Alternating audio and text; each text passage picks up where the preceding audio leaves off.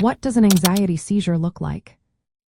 If you're wondering what an anxiety seizure looks like, it's important to understand that the term can be a bit misleading.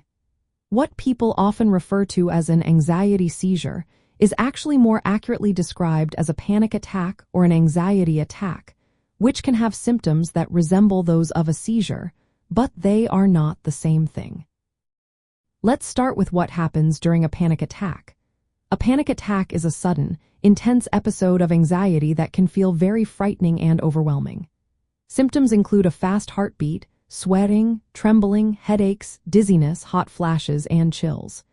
You might also feel nausea, shortness of breath, or a feeling of being disconnected from your body, known as dissociation. These symptoms can be quite similar to those experienced during an epileptic seizure. For example, both can involve dizziness, sweating, and trembling. However, there are some key differences.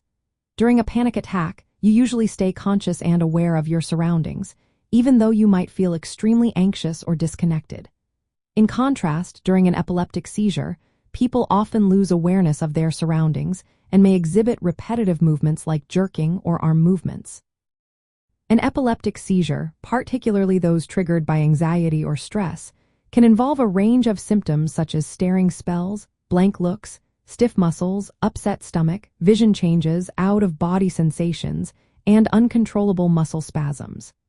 These seizures can also lead to confusion, loss of bowel control, sudden mood changes, and even loss of consciousness. To distinguish between a panic attack and an epileptic seizure, consider the duration and the level of consciousness.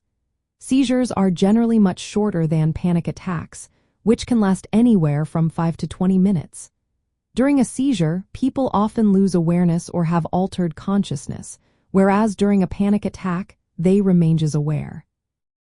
It's also important to note that some anti-seizure medications can cause anxiety as a side effect, and the fear of having a seizure can itself trigger anxiety.